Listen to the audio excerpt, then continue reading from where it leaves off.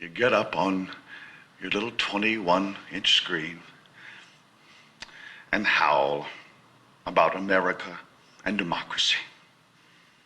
There is no America. There is no democracy. There is only IBM and ITT and AT&T and DuPont, Dow, Union Carbide, and Exxon. Those are the nations of the world today. What do you think the Russians talk about in their councils of state? Karl Marx?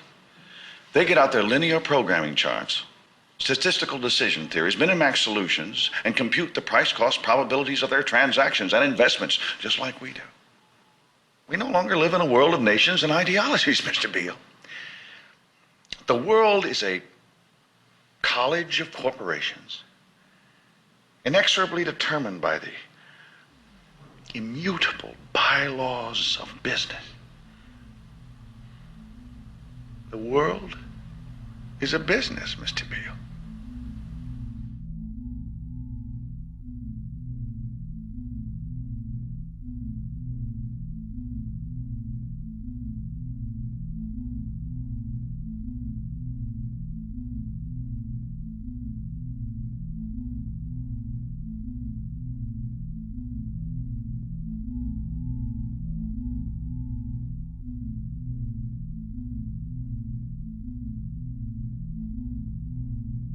The world is being taken over by a handful of business powers who dominate the natural resources we need to live while controlling the money we need to obtain these resources. The end result will be world monopoly, based not on human life, but financial and corporate power. And as the inequality grows, naturally more and more people are becoming desperate. So the establishment was forced to come up with a new way to deal with anyone who challenges the system. So they gave birth to the terrorist. The term terrorist is an empty distinction, designed for any person or group who chooses to challenge the establishment. This isn't to be confused with the fictional Al-Qaeda, which was actually the name of a computer database for the US-supported Mujahideen in the 1980s.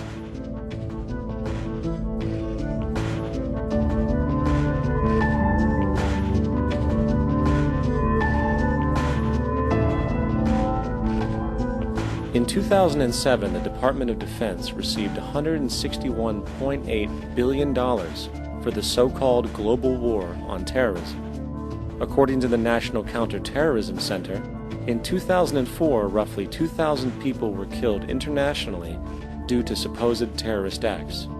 Of that number, 70 were American. Using this number as a general average, which is extremely generous, it is interesting to note that twice as many people die from peanut allergies a year than from terrorist acts. Concurrently, the leading cause of death in America is coronary heart disease, killing roughly 450,000 each year. And in 2007, the government's allocation of funds for research on this issue was about $3 billion.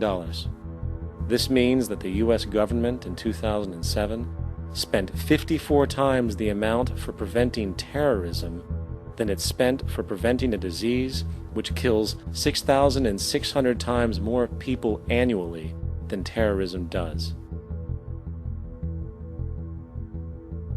Yet, as the name terrorism and Al-Qaeda are arbitrarily stamped on every news report relating to any action taken against U.S. interests, the myth grows wider. In mid-2008, the U.S. Attorney General actually proposed that the U.S. Congress officially declare war against the fantasy.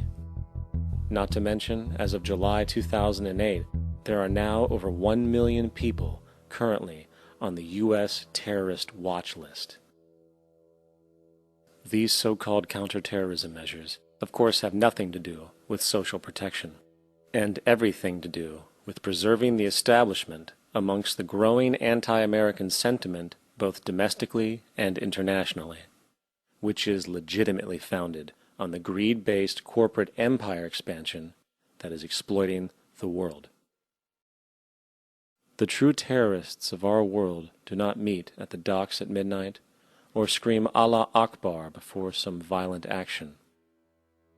The true terrorists of our world wear $5,000 suits and work in the highest positions of finance, government, and business.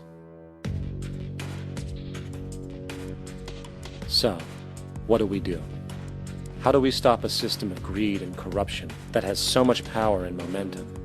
How do we stop this aberrant group behavior which feels no compassion for, say, the millions slaughtered in Iraq and Afghanistan, so the corporatocracy can control energy resources and opium production for Wall Street profit?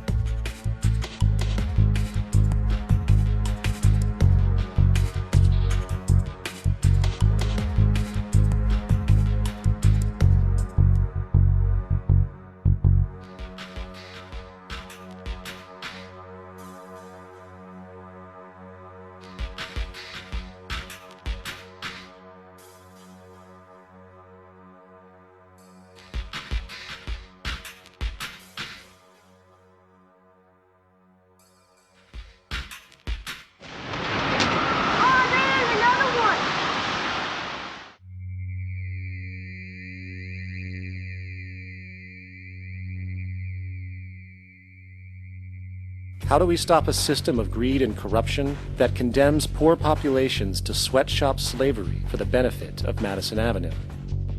Or that engineers false flag terror attacks for the sake of manipulation? Or that generates built-in modes of social operation which are inherently exploitative? Or that systematically reduces civil liberties and violates human rights in order to protect itself from its own shortcomings? How do we deal with the numerous covert institutions, such as the Council on Foreign Relations, the Trilateral Commission, and the Bilderberg Group, and other undemocratically elected groups which, behind closed doors, collude to control the political, financial, social, and environmental elements of our lives? In order to find the answer, we must first find the true underlying cause. For the fact is, the selfish, corrupt, power, and profit-based groups are not the true source of the problem. They are symptoms.